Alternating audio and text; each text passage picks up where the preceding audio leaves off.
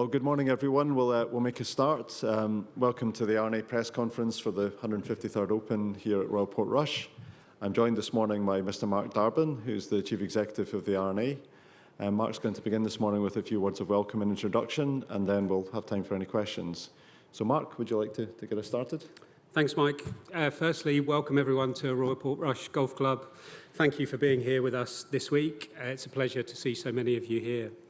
I really appreciate the role that all of you do in telling the story of the Open Championship, and thank you for the excellent coverage that you're already providing and that I'm sure you'll continue to provide through the rest of this week. I had the chance to chat to many of you at the media day here a couple of months ago. I met some of you for the first time last night at the dinner, and I look forward to spending some more time with you as this week unfolds ahead of us. This is, of course, my first Open since taking over from my predecessor, Martin Slumbers, in December, and I'm thrilled to be involved in staging one of the great global sporting events. As someone who's worked on major events in the past, I can tell you that there's nothing quite like being involved in these global propositions, so I'm very proud to be in the role and looking forward to what's to come this week. As you know, we're welcoming close to 280,000 people through the gates at the Open Championship, a record attendance outside of St Andrews, and we received more than 1.2 million applications for those tickets. That speaks to the incredible demand that this championship holds, and we're delighted to bring it to so many fans this week. You'll see in that context from walking around the course just how much the Open has grown even since 2019. And I'm looking forward to continuing to work with a very talented team at the R&A to elevate and enhance the Open in the years to come. Indeed, the R&A has a very unique role to play. The revenues that we generate from this championship play a critical role in supporting our work to invest in developing golf all around the world, a role that we are incredibly proud of. Turning to this week, the course has been magnificently set up by Graham Beat and his team, and I'd like to thank Graham, Ian Kerr, the chair of the Portrush Championship Committee, Danny Campbell, the general manager here, and the full team and membership base for their tremendous support and assistance in helping us get to where we are. We've worked really respectfully and closely with the Portrush team to evolve the site to underpin the staging of a modern Open Championship. As I'm sure you agree, the site looks fantastic, and we look forward to returning here for many years to come. It promises to be another memorable and dramatic week, and I hope you're as excited as I am to see the drama unfold and to crown the champion golfer come Sunday. Thank you. Okay, well, thank you, Mark. So we'll take some questions. If you'd like to raise your hand, we'll get a microphone to you. Joy, shall we start with you? Get a microphone here. Thanks, Mike.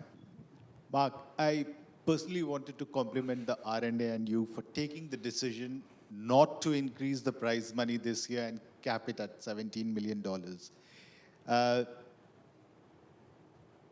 Sustainability is something that your predecessor talked about financial sustainability a lot. But I just wanted to know how difficult was that decision in today's scenario where everyone is trying to increase the prize money? And can you just tell us how much it will help grow the game in other parts of the world by not increasing the prize money? Sure. Look, I'm a big believer that the athletes are the stars of our sport, and they should be well compensated for what they do. They inspire and excite millions of golfers all around the world. So we're always going to look to strike the right balance between an attractive prize fund that compensates them for their efforts and our wider responsibilities in the game.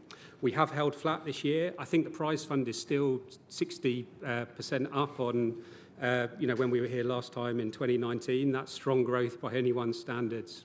And we think the choice we've made is really appropriate. As you know, at the R&A, we have a unique role to play. We take the surplus that we generate from this Open Championship and we invest it back into the game all around the world. And so we think we've got the balance just right. Ryan? Yeah, Mark, you said in April, I think, that you were really optimistic about Portmarnock and perhaps bringing your championships there. I'm just wondering, are you much more optimistic now in July than you were in April? And what is your timeline for making a decision on that? I mean, I think the first thing I'd say is that I've got one venue on my mind this week, and it's Portrush, given that it's my first Open Championship, and looking forward to delivering what we hope will be a successful event. But yes, we are thinking about Portmarnock. We think it's a wonderful links golf course. And we've been really encouraged by the support that we've had in principle from the Irish government to work with us to understand whether we could stage an Open Championship there in the future. We're knee-deep in feasibility work to help us answer that question fully. We expect to have a clearer picture by the back end of this year. Okay. Any more questions? Yep.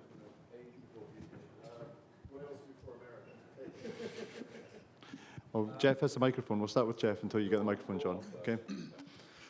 Mark, you mentioned here evolving the site. Increasingly, some venues are being asked to evolve the course to accommodate movement of fans, of course, the distance of ball flies, things like that. Is there a point where the R&A is concerned that you're changing these historic venues in pursuit of just pure numbers in terms of ticket sales, and is there consideration of or wariness or understanding of the potential impact for just 1 week of golf on these courses? Yeah, I think we work really closely with our venues, and there's a few things that I'd say in response to that question. Firstly, we have huge demand for our Open Championship, and we're keen to service that demand where we can. But it's not about just being bigger, it's about being better. So it's not just simply about the volume of people. We work really respectfully with the clubs. I think this is a great example this week. The changes that have facilitated a modern staging of a modern Open Championship have also been changes that the membership base is supportive of. It's improving and evolving their course for the better, but true to Harry Colt's original design here, right, in the late 1880s. So we think we work really respectfully and closely with our venues. It's not about just being bigger, it's about being better, and that will continue to be our approach. And do you have a timeline for 2028, selecting that venue? Yeah, we do. So, of course, we've announced that we're to Royal Birkdale next year. Looking forward to that. And then back to St Andrews in 27. We're constantly in discussion with the courses in our pool of venues. We're lucky, blessed to have such good relationships with such a fantastic array of venues. And I would imagine that we'll be making an announcement on 2028 sometime before the middle of next year. Okay, Doug. Mark, there is a magnificent links in Scotland that seems to have been overlooked, and I'm just curious what is taking so long to go back to Muirfield? Wondered where you were going with that one. I think it's the longest it's frankly been between opens, and I'm just trying to figure out why. We love the golf course at Muirfield. We're in a discussion with the venue right now. There's some things that we need to evolve at Muirfield. The practice ground in particular is a challenge for us with a modern Open. And there's some work we need to do with the venue to facilitate some of the infrastructure that we require, not least some cabling to enable the scale of the production that we have these days. But it's a good dialogue, and we'd love to be back there in the future. You're saying you need to change things to have more fans? Is that kind of what it's down to? Or? As I've said, no, it's not just about the number of fans, but there's some other things that go into staging the championships, practice ground, and the wider infrastructure that we require. Okay. Doug, do you... Just one more yes. quickly. I'd heard last week there was a possibility there might not be the bunker rakers for the week, the group from Bigga. Are they employed again this year? No, I think this week we've got the caddies raking the bunkers. It's a change for us, but we think a good one. Why? A number of factors. We just think it's a good model for us here at Portrush. So the players' caddies will be doing the bunkers? Yeah, that's right. John, in the front here. Mark, I'll follow up on what I think Doug's point. The other question that I think you were expecting, and the other course in Scotland is Turnberry. For so long as President Trump is president, we all assume that you don't have any particular interest in going back there. But does that mean that when he ceases being president, there might be more reason to go back to Turnberry? I think we've been extremely clear on our position as in respect of Turnberry. We love the golf course, but we've got some big logistical challenges there. You see the scale of the setup here, and we've got some work to do on the road, rail, and accommodation infrastructure around Turnberry. We've explicitly not taken it out of our pool of venues, but we'd need to address those logistical challenges should we return. And what plans are you making to address them? So we've had good conversations with the ownership and the venue. Like we do with all of our venues, we'll continue to assess the feasibility and work collaboratively, not just with the venue, but with local and national government to understand what may be possible. And that process at Turnberry is no different to any of our other locations. Okay, we've got microphone number 3 at the back here. Yeah. Morning, Mark. It feels like 10 years ago there was a very distinct open rota, and now it seems a little bit more blurred, what these guys just touched on. Are the R&A moving more towards a USGA model of core venues? Portrush was here only 6 years ago. Muirfield hasn't been since 2013. Are you going more to a core and fringe venues, or is there still a very distinct rota? Well, I'm not sure there's ever been a direct cycle within the rota, within our pool of venues. And we look at a number of factors when making those choices, right? We want a great links course that tests the best golfers in the world. We need a venue that can accommodate a modern Open Championship from a logistical and commercial perspective. And we want to be at venues that enable us to continue to tell the wonderful story that underpins, the world's oldest major championship. So we'll stay true to those principles. We're doing a lot of thinking right now, actually, on how that plays out for the future, but I wouldn't expect a dramatic change. Martin, on the right. Mark, as you said, it's not the only issue, the practice area at Muirfield, but is there a possibility, given that at Hoylake, the practice area there is not the one they use normally, that the Renaissance Club practice facility could be used for an Open at Muirfield? No, I think we're open-minded to solutions. As I say, we love the golf course and we'd love to be back there in the future. Another thing, it was announced in the build-up that you're going to introduce a winner-takes-all qualifier next year. Can you throw any light on how the player makeup is going to be for that? And some people are maybe looking at that as a bit gimmicky, which you don't think, obviously. Obviously. We're always looking to evolve the proposition here at the Open Championship, and we take player feedback. We invest a lot in ensuring that we get spectator and broadcaster feedback. And we think it's a great addition to the week. What I would say about that last chance qualifier is that it will absolutely be true to our broader principles around exemptions and qualification for the Open. Everyone who hits their first tee shot here has earned the right to be here. So it will not be staged in to use your term, a gimmicky fashion. It will be robust in its approach. Okay, we'll go to the left-hand side. Alex? Yeah, thanks, Michael. Trying to understand when you have 1.2 million people that are interested in coming here, and you're limited to 280,000. So the question is what can you do to monetize that further? And are you looking at expanding in some way, shape, or form the amount of tickets or the amount of people that can come to these events going forward? Well, I think the first question I would ask is not how do we monetize that, it's how do we deliver a brilliant experience, because a lot flows from that. So we spend a lot of time thinking about the experience for our different client groups, our spectators, our hospitality guests, our commercial partners and patrons, the players themselves. And we try and build a venue and implement our infrastructure plans in that context. And I go back to my point previously, which is it's not about just being bigger, it's about being better. So yes, it's fantastic to be in a position where you have very strong demand, and we'd like to ensure that our Open Championship remains just that, open and accessible to golf fans and sports fans all around the world. And we'll continue to try to get that balance right into the future.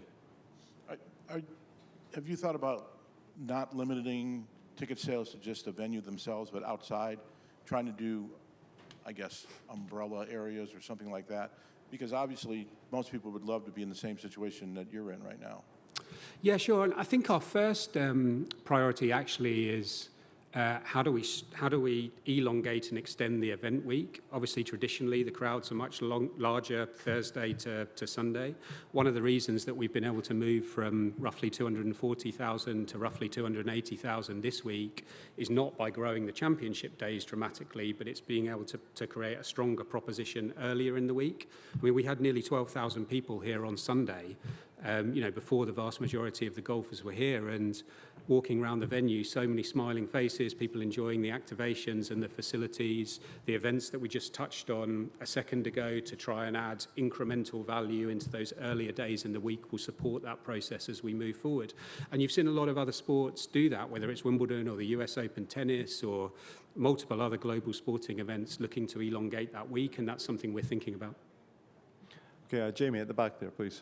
Mark, sorry, back to Turnberry. You said about, the infrastructure feasibility studies and all of that, but you didn't address the owner. Does President Trump's ownership have an impact on the decision because your predecessor said it did? I mean, it's a somewhat hypothetical question in that unless we address the logistical challenges, it's difficult for us to go back. I met a couple of months ago with Eric Trump and some of the leadership from the Trump Golf Organization and from Turnberry. We had a really good discussion. I think they understand, clearly where we're coming from. We talked through some of the challenges that we have, so we've got a good dialogue with them.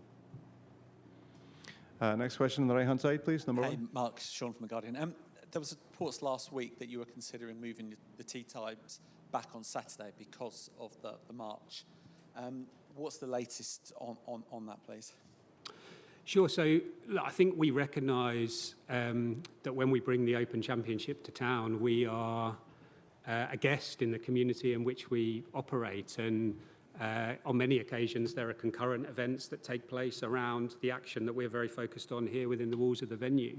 So recognising the events that are taking place on Saturday, we've worked really collaboratively with the organisers and across multi-agency groups to ensure primarily that both events can run as seamlessly as possible. We're making a slight tweak to tee times to try and finish. It's not dramatic. It'll be 15 minutes or so earlier. At the same time, this is an outdoor sport. The weather can play a big role. It's very difficult to be precise on finishing times, but we're looking at some marginal adjustments. And just to follow up on that, the reports that you offered £20,000 to the group and it was rejected. Can you just comment on that? And also, are there any security fears? You have a lot of people leaving here around 8 o'clock, I suppose. The march, I think, is due to take place at 8:30. Are there any extra security measures just to make sure everything passes smoothly? So on the first part of your question, we're actually contributing to some incremental costs to support what I just said, the seamless operation of both events. We try and be good citizens in the communities in which we operate when we come to town. I think when you're staging a major event, security is always, security and the safety of your guests and the experience of your guests is always a prime consideration. This is no different, and that's why that multi-agency approach is so critical. Bob, at the front, please. Hi, Mark. Last week it was reported that by the OWGR that LIV has resubmitted their application, and I know you're new to the role with the OWGR being on their board, but is there anything you can say to that effect? Or has it even been looked at yet? Will you talk about it this week? And do you have any feelings on how that might go and what their bid might entail? Sure, we actually had an OWGR board meeting yesterday. An application has been received. I think that's a good thing. There's a robust process that now exists. The bid will be assessed by the technical committee and then ultimately determined by the board. And I think Trevor Immelman released a statement regarding that recently, and I'm sure he'll talk about that in more detail to come. Can you say if they've made any significant changes that might even begin to appease the OWGR qualifications? I haven't reviewed the technical submission in any detail. That's the process that we'll go through now, so difficult to comment at this stage. Okay, number 3 at the back there, please. Hi, Mark. Just to pick up on the meeting with Eric Trump, has there subsequently been any questions from the government about the situation? And we obviously got a visit from the president to the King coming up. Is it likely to become a discussion going forward? Do you mean the UK government, or?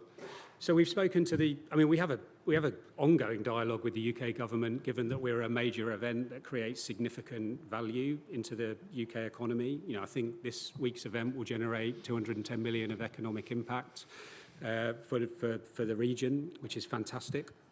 So we have an ongoing conversation with them. We've spoken to them specifically about Turnberry, and I think they've made it clear that the decision around where we take our championship rests with us. I would find it difficult to predict whether there'll be any discussion on the Open if the President is making a visit here. Ian, on the right-hand side. Hello, Mark. How will the dates for the 2028 Olympics in LA impact the Open? Obviously, there's a clash, so do you go earlier, do you go later? And is that having an impact on the selection of the course for 2028? Yeah, good question. So we're working with a group of stakeholders because it doesn't just impact ourselves, it impacts, the wider schedule. I think we're pretty close to a solution on that, which I would like to think will be announced over the next few months, so we'll bring it to life then. Okay, we've got number 2 on the left-hand side, please. You're coming into the golf ball debate kind of late to the game. What has the process been for you in getting up to speed on it? You're right. I'm new to that and new to governance of a sport, so a lot to learn on that front. I've spent a lot of time with our team and with the USGA to understand the work that's been done to date, and that's cemented in my mind that this was a hugely detailed collaborative process over 6 or 7 years that led to the decision that was announced in December 23. We're now really focused on implementation. And working, as closely with the other stakeholders in the game as we can in a transparent fashion to ensure as seamless a rollout of the changing rules as possible. What stood out that made you feel that this was the right decision to roll back the ball? Well, I think trend on distance is clear. And as a governing body, it's your job to stand in the future and think about the long-term health of your sport. And I think the data is unequivocal and supports the decision that was reached. Okay, we're going to have time for the 3 questions we've got left, so we'll start with you, John. Mark, you referred to your background. Now, you arrived training clouds of glory from the Olympics, and for those of us who love and follow rugby, from rugby as well, what is the biggest thing that struck you, or has struck you, since the time you arrived in St Andrews about this sport that's relatively new to you? I would say I've learned pretty quickly that the golf industry loves a good lunch and a good dinner, much more so than the sport that I come from. More seriously, you're right, I come from a sport of rugby, and we talk about the values of rugby a lot. And I think it's really struck me how strong the values are in the sport of golf. Camaraderie and integrity in our game is so critical, and that shines through to me really regularly. The other thing that's really struck me is the health of the game, right? It's really easy for us to sit here and talk about some of the disruption that we've seen at the very top of the game, but look at the trends that we're seeing more broadly across our sport. Just this last few days, we've announced some new participation figures for golf. Excluding the US and Mexico, which fall under the jurisdiction of the USGA, there are now 108 million people playing this wonderful game all around the world. 64 million adults, 44 million juniors, 80% of those juniors engaging with the sport in non-traditional formats. There are so many other sports around the world that crave the scale of activity that we're seeing and the sustainable growth that we're seeing. And that gives us such a strong footprint and bedrock for the future. Louine?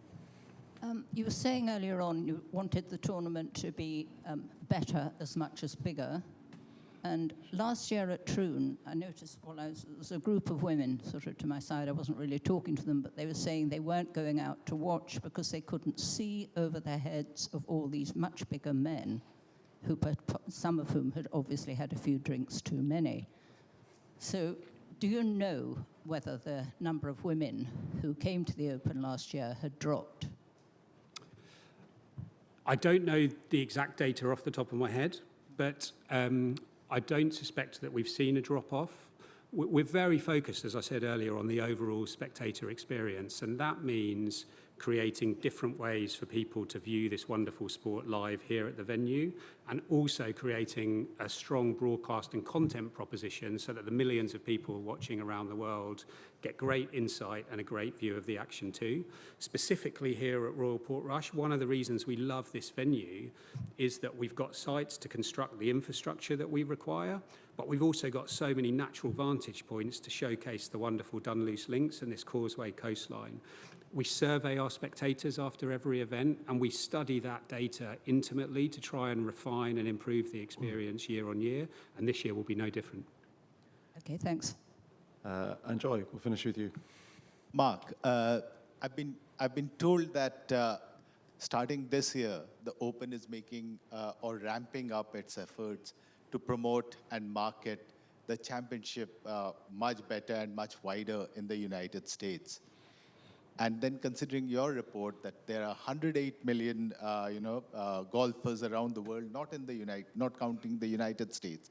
I was just wondering that if you're also doing that in markets like Asia, Africa, and Australia, or is that something that is in the pipeline, not started yet?